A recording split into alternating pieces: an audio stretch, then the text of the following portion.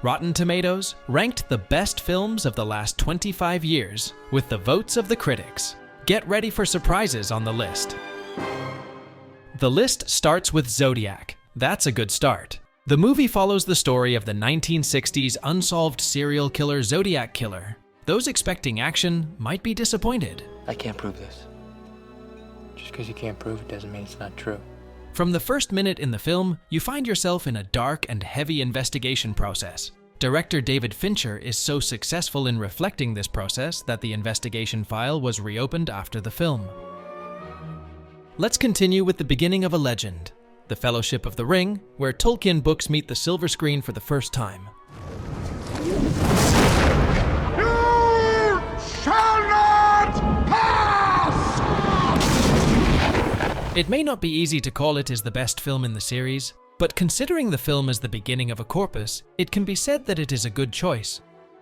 Coen brothers' overlooked film Inside Llewyn Davis is also on the list. It stars Oscar Isaac. The film focuses the life of a musician living in New York in the 1960s. But believe that, the movie is much more than that. The story of a man who pursues his dreams, gets lost on this road, falls, and gets up. And such an ordinary-looking theme is wonderfully handled.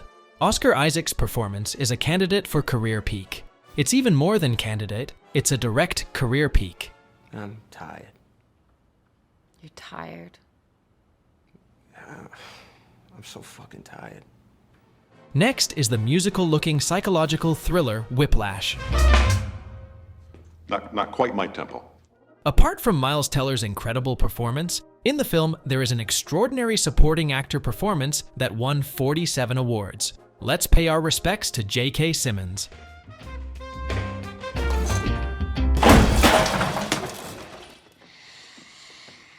There is also a nice detail about the film. Damien Chazelle first shots Whiplash as a short film, and he returns from the Sundance Film Festival with an award. And then, with the funding he receives, he decides to remake the story into a feature-length film, and you know the rest. We continue with a story by Paul Thomas Anderson that doesn't get the credit it deserves. In the movie, there is a Tom Cruise-like character in the parallel universe. What am I doing? Yeah. I'm quietly judging you. And no surprises, Tom is playing big again. Magnolia is a long and a bit slow film. There are also some under-meanings on which the film is based, but you should not understand them at all. In its simplest form, we watch people whose lives intersect in different ways and see some reflections on our personal lives. What would it be like if there was a movie to split the audience in half? Everything Everywhere All at Once, which was taken as an answer to this question, continues to be the top of the lists. We seem to hear humming noises, but let's calm down. No one voted for this film to spite anyone. This movie doesn't have to be classified as a masterpiece or garbage. This is usually one of the pitfalls when a movie gets too much attention. The desire to overdo on the negative side to suppress the positive side is very normal. You may not like the script or you may not like the acting, but no matter what happens, it is by far the most award-winning film in history, and there's nothing quite as natural as being on this list. Here is Moonlight with a similar reviews. In the film, we watch 3 different phases of an African-American child's life growing up in Miami. Moonlight has strong acting and an eye-catching aesthetic. However, the film is thought to have received an award not for the sensitivity of the story it tells and the points it touches, but for telling the lives of the repressed people. Unfortunately, this prevents it from being handled with different aspects of the storytelling.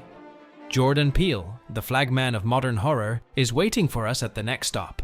With his first film Get Out, he made its name known to a wide audience. First movie. It is really necessary to underline this, because this is a powerful start that we do not easily witness. Get out. Sorry, man. Okay. Get out! Get Out differs clearly from classic horror films, especially with storytelling. In fact, the Writers Guild of America considers the script of the film to be the best of this century. Let us state that the name who wrote the script is also Jordan Peele. Let's add another Paul Thomas Anderson film there. In a list like this, a Daniel Day-Lewis performance is a must. Daniel Day-Lewis played a ruthlessly competitive oil tycoon in the film. And the film was also voted the best movie of the 21st century by the New York Times writers. I've abandoned my child! I've abandoned my child! I've abandoned my boy! We continue with another classic from the same year, No Country for Old Men. This is also the second Coen Brothers movie on the list. You may have heard of the scientific study of Javier Bardem's outstanding performance. In Belgium, a group of psychiatrists examined psychopathic characters from more than 400 films, and Bardem's Anton Chigurh was voted the most clinically accurate and realistic psychopath in the history of cinema. I need you to step out of the car, sir. David Fincher is also not to be forgotten. He is among the directors who put 2 films on the list. The Social Network shines a light on the chaotic early years of Facebook, and it's fair to say that it's the best among the biopics. In fact, according to Tarantino, this film is by far the best film of the 2010s. He's wired in. Is he? Yes. How about now? You still wired in? Next is an indispensable classic, the Wachowski duo's sci-fi revolution. The Matrix is one of those things that rarely happens to cinema. Let's talk about an anecdote that reveals the impressiveness of the film. Warner Bros. Wanted to interfere with the production of The Matrix due to lengthy filming. Then the Wachowskis sent the opening scene to the studio. After watching the scene, the authority assured them that they would never interfere in the production process again.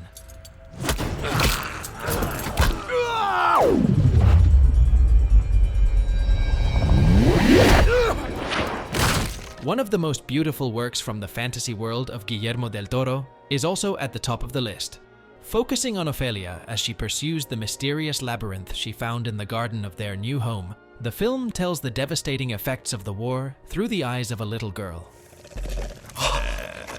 Sois vos, habéis regresado. The film also has a jaw-dropping record. You know the tradition of applause at the Cannes Film Festival. And every year, when one movie is applauded more than the others, we see in the news reports that the record belongs to Pan's Labyrinth, which was applauded for 22 minutes. I guess no one is waiting for a list without Hayao Miyazaki. If you are still not familiar with the Japanese director's unique storytelling, Spirited Away is a really good start. Next up is Wong Kar-wai's charming love story, In the Mood for Love. It is a film like poetry that makes you feel its elegance with its music, aesthetics, and every detail. According to IndieWire, there is no better film about love in this century. And another film with every frame like a painting, An Island in France in the 18th century. The painter, Marianne, is asked to paint a portrait of Heloise, who is about to get married. However, since she has to draw this portrait without being noticed, she decides to observe her first, and the duo begins to get closer over time. If Nolan fans have come this far without complaint, let us reassure them. The British director makes his entrance to the list from top with a single film. Whether his other films should be on the list or not is a moot point, but to be included in such a list with a superhero movie clearly shows how strong Nolan's storytelling skills are. He's a silent guardian, a watchful protector, a dark knight. As we approach the top step by step, we are greeted by David Lynch, the complicated man of cinema. Sometimes we don't really understand him, and we just try to enjoy the mess we're thrown into. Mulholland Drive is one of the films where we experience this. It is difficult to talk about the film. It is necessary to leave everyone alone with their own experience. Turning our eyes to South Korea for second place. One of the greatest directors of Asia, Bong Joon-ho's Parasite is undoubtedly the most popular of the Eat the Rich productions. 비 안 왔으면 어쩔 뻔했냐고요. 그리고 선물은 절대 사오지 마. 진짜로. Bong Joon-ho created Parasite inspired by his real-life experience of teaching at the home of a wealthy family when he was a teenager. At the Oscars ceremony, he highlighted Martin Scorsese's words, "The most personal is the most creative."